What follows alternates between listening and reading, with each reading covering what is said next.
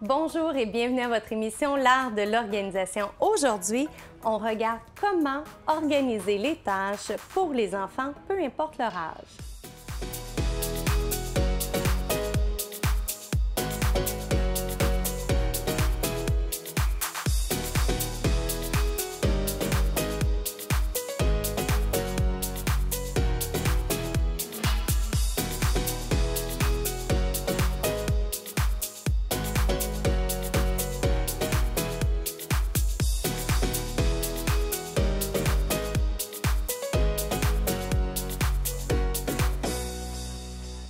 On veut se préparer pour les tâches que l'on veut déléguer à nos enfants et pour ce faire, bien entendu, on aura besoin des enfants avec nous.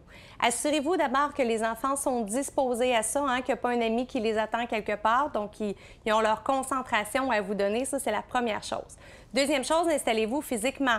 Donc, on va avoir besoin de papier, de crayon. On va peut-être préférer travailler avec un ordi si nos enfants sont un petit peu plus vieux.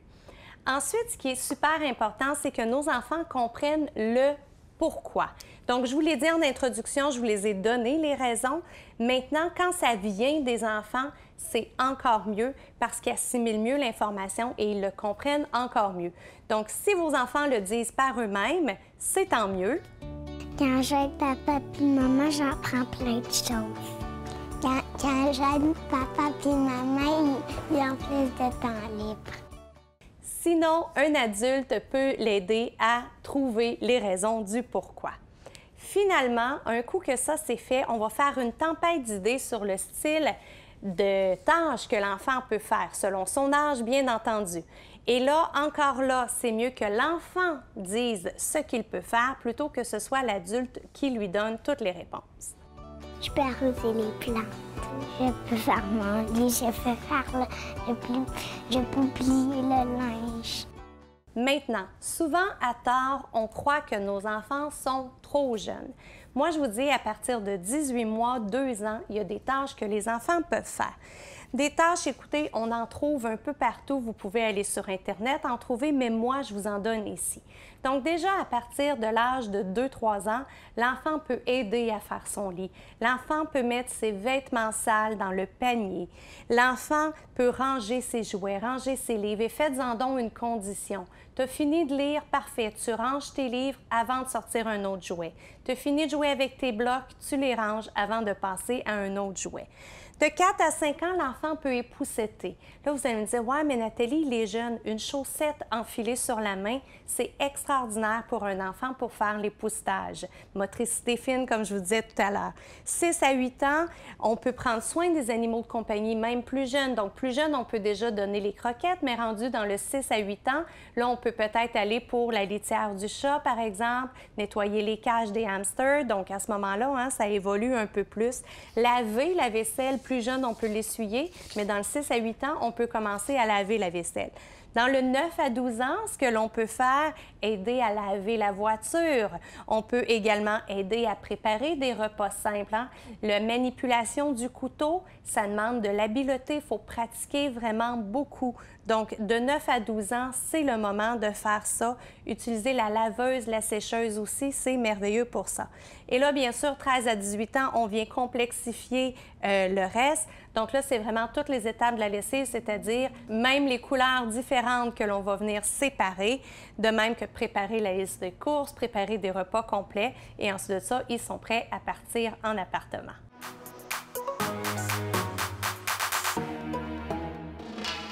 C'est maintenant le moment de la délégation. Délégation, ce qui veut dire qu'on va transmettre les tâches aux enfants. Première chose, il faut mettre en place les bons outils. J'ai fait ici une affichette pour les enfants dans la famille où on se trouve. Bloc A, bloc B, avec les photos des enfants qu'on va intervertir la semaine suivante et ce qui est à faire à tous les jours pour chacun des enfants. Très important, on l'affiche dans un endroit où ils y ont accès et on l'affiche également à la hauteur qui va correspondre pour leurs yeux à eux autres. Donc, on s'est fait les outils dont on avait besoin, on a adapté l'environnement qui va avec ça. Maintenant, il faut avoir la règle des 5 C. Les 5 C, c'est quoi? Des règles qui vont être d'abord claires, c'est-à-dire quelque chose qui va être facile à comprendre en fonction de l'âge de l'enfant. Deuxième chose, quelque chose qui va être concret. Donc, ce que l'on va faire à ce moment-là, c'est qu'on va le pratiquer avec l'enfant de façon à ce qu'il sache ce que l'on attend comme comportement de sa part. Ensuite de ça, il faut être constant. Quand on dit constant, ça veut dire que même si une journée j'arrive, que je suis fatiguée, peu importe l'état dans lequel je me trouve, si l'enfant a comme tâche de faire son lit, de mettre la table, on ne dit pas à l'enfant « non, ben laisse faire, là, je suis fatiguée, maman va le faire » ou « papa », peu importe, OK? Donc, il faut vraiment garder la constance dans ça. Maintenant, c'est la règle qui est la plus dure à appliquer. Par contre, il faut se rappeler que quand on est constant dans le temps, ça va nous revenir parce que oui, l'enfant va réussir à bien s'adapter. Maintenant, dans les règles qui concernent les tâches, on peut faire exception une fois de temps en temps. Par exemple, un soir qu'on revient d'une visite et qu'il est rendu minuit et que dans nos règles, l'enfant doit accrocher ses vêtements. Si l'enfant est endormi, on peut peut-être laisser faire cette fois-là, mais c'est important de bien faire comprendre à l'enfant que c'est exceptionnel. Dans ce cas-là, l'enfant, ensuite de ça, il peut revenir à ses tâches.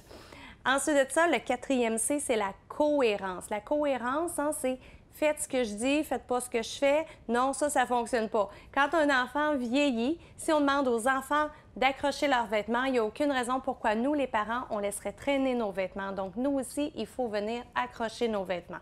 Si on demande aux enfants de mettre leur vaisselle dans le lave-vaisselle, par exemple, en tant que parent, il faut également démontrer l'exemple.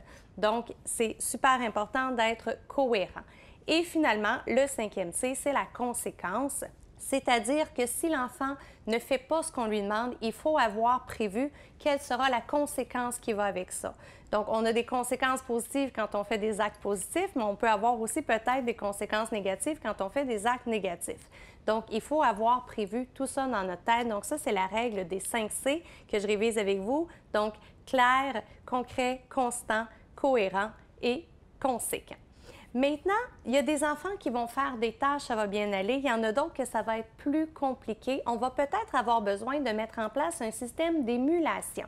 Un système d'émulation, c'est un système de récompense qui va faire en sorte que l'enfant va peut-être avoir envie de participer aux tâches. Moi, ce que j'aime beaucoup dire aux enfants, c'est regarde, quand papa, maman sont libérés de certaines tâches, ils ont le temps de faire autre chose, donc ça leur redonne du temps. Donc, dans votre système d'émulation, peut-être avoir comme récompense à la fin pas de l'argent, pas un jouet, mais vraiment une activité qui sera faite avec les parents. Celui que je vous suggère, très simple, on ramasse au fil du temps des attaches à pain, des attaches à lait et on se munit d'un pot. À chaque fois qu'il y a une tâche dans notre liste qui est faite, ce que l'on va faire, c'est qu'on va venir prendre des attaches et on va venir les mettre dans notre pot. Et quand le pot est plein, ça peut être quand il atteint la demi, on se fait une ligne, quand il est plein, peu importe, là, l'enfant bénéficie de la conséquence positive qui va avec, donc la récompense qu'on a prévue. C'est important de bien mesurer notre pot pour être sûr qu'on n'est pas obligé de faire des récompenses à chaque 2 ou 3 jours.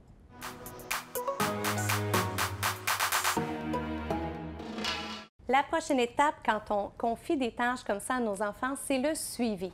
Là, on a mis un beau système en place, on pense que ça va bien, on part avec ça, mais peut-être qu'on va se rendre compte qu'on a des ratés. C'est possible que dans les tâches qu'on a fait, ça convienne à un enfant, mais pas à l'autre, mais le fait d'intervertir, là, ça ne fonctionne plus. Ou encore, on se rend compte, bien, ranger l'épicerie, ils n'ont jamais besoin de le faire parce que je n'avais pas pensé sur le coup. Je le fais toujours quand les enfants sont à l'école, par exemple, ou à la garderie. Donc, cette tâche-là ne tient plus. Il faut faire un suivi autant en ce qui a trait aux tâches qu'au système d'émulation. Parce que le système d'émulation, donc celui que je vous donne ici, ça peut être juste la grandeur du pot qui va venir varier. Plus l'enfant est jeune, plus il doit voir rapidement la récompense qui vient avec. Donc, si un pot comme ça prend 1 mois à remplir, ce n'est pas bon pour un enfant, c'est trop long. Il faudrait que ça vienne 1 fois par semaine. Ça, c'est ce qui serait l'idéal pour un jeune enfant. Et là, si on parle d'un adolescent, bien, à ce moment-là, oui, ça peut aller jusqu'à 2 semaines ou même 3 semaines. Donc, ça peut être de venir voir, oh, OK, mon plat, c'est trop long à ranger. À remplir, pardon, ou encore, c'est le contraire, mon plat se remplit beaucoup trop rapidement, donc on vient jouer avec le contenant du plat. C'est peut-être un autre système d'émulation que vous avez trouvé avec des collants, mais là, vous vous rendez compte que c'est trop long, que vous manquez de collants, qu'on perd les autocollants. Donc, voyez regardez comment améliorer votre méthode parce que ce n'est pas coulé dans le béton et c'est toujours pour le mieux à chaque fois que l'on peut améliorer notre système. Donc, peut-être aussi que vos enfants vous feront penser à d'autres tâches que vous voulez rajouter, tout comme il y en aura peut-être aussi à enlever.